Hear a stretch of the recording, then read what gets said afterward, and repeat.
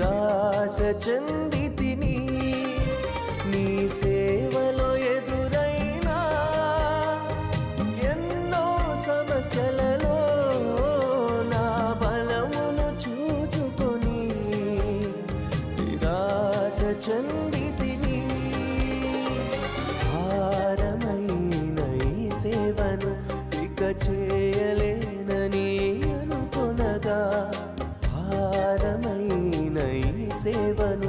ఇక చేయలే